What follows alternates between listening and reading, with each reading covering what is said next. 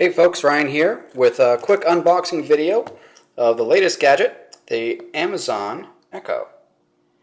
A lot of people are familiar with Amazon's hardware offerings such as the Kindle, Kindle Fire, Fire TV, Fire Stick, Amazon Phone, and their latest offering comes in the form of a Bluetooth speaker that has some internet connectivity and voice command functions. They call it the Echo. Let's go ahead and open this up and see what we have.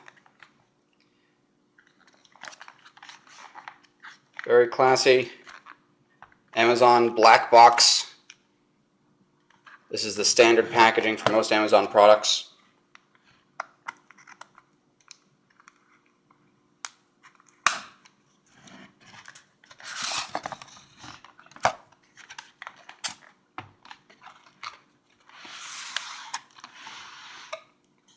Alright, there it is.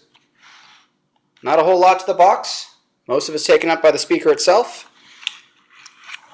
which is pretty tall. I mean, this thing is substantial. Now, like for Bluetooth speakers, which are normally small, compact, easy to travel with, the Amazon Echo is pretty much the opposite. It's not made to travel. It actually requires an AC adapter at all times, so you can't quite take it with you on the go unless you have a wall outlet available. So I guess it can afford to be a bit bigger. Hopefully we get some good sound quality out of that for that, in addition to the other features that the Echo has. Inside the box we have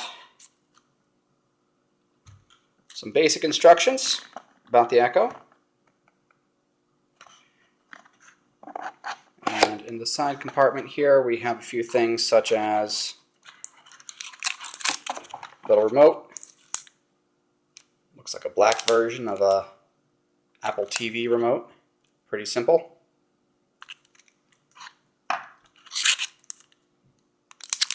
Looks like a little rest for the remote. Handy, I suppose, but I don't think it really does anything aside from just look nice.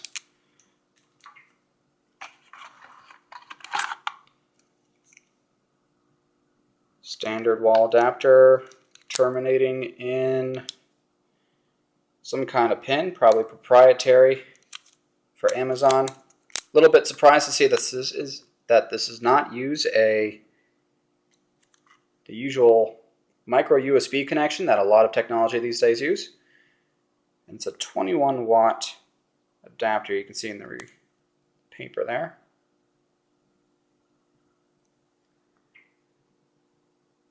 .4 amp. There you go. And the cord is about 5 or 6 feet long. If I didn't have this nut in here, I could tell you for sure. Probably long enough for most people's needs. And the power brick here looks a little thick, but at least it's at a right angle, so it'll be a little flush to the wall compared to the alternative. If the plugs were coming out of here, that'd be a pretty thick brick to plug in. So having it at the right angle is going to help with that.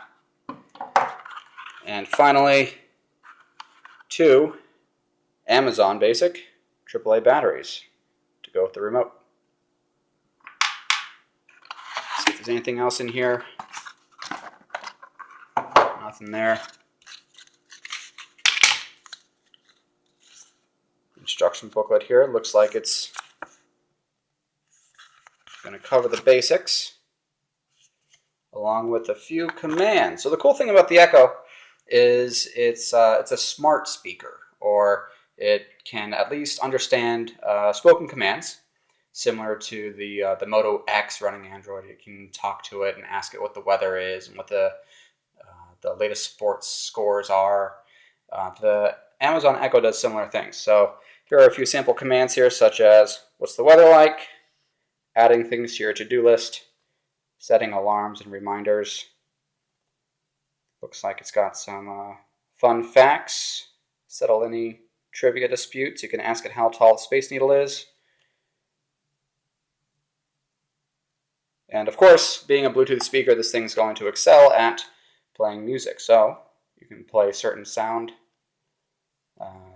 radio stations or genres if you want.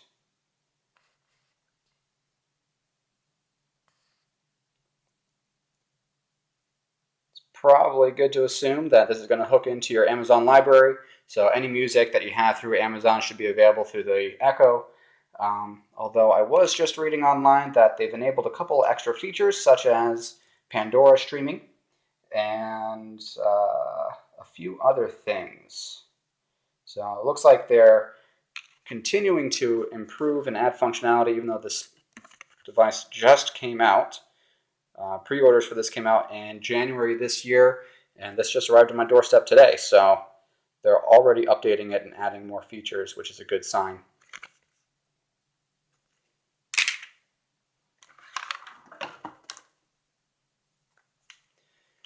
Let's unwrap this and take a closer look at the Echo itself.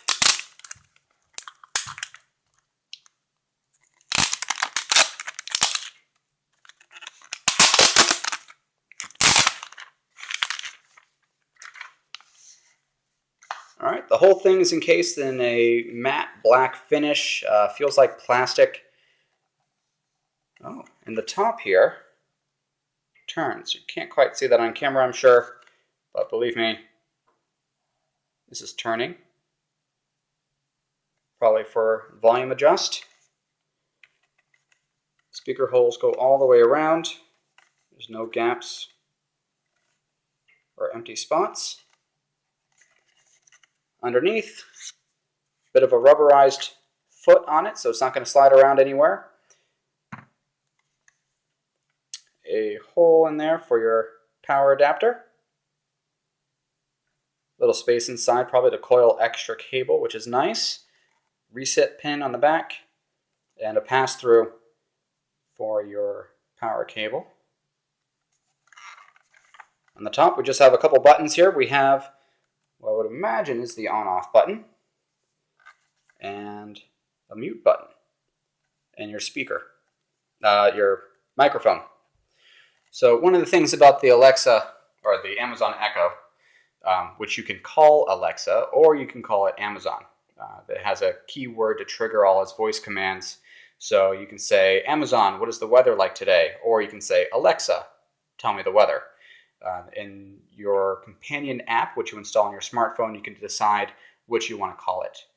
I was kind of hoping that they would have let us choose whatever keyword we wanted to, and that way I could call it computer, or I could call it hey you, or speaker thingy, or anything that you might find suitable.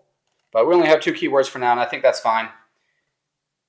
Although it might be confusing if you have a friend named Alexa, or if you yourself are named Alexa. That might cause some fun situations. So at the very top we have the action button.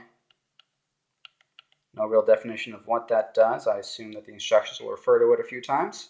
And we have the mute button in case you want the Amazon Echo to not listen to you for whatever reason. And on the remote, we're going to see similar functions. The mute button, track select, volume. That's pretty much it. So that's all we have for now. This is the Amazon Echo. Just came out and retails right now for $200 US. At the time of pre-orders, select Prime members, Amazon Prime members could get it for $100. But we had the excruciating wait of 3 months before it would arrive at our doorstep.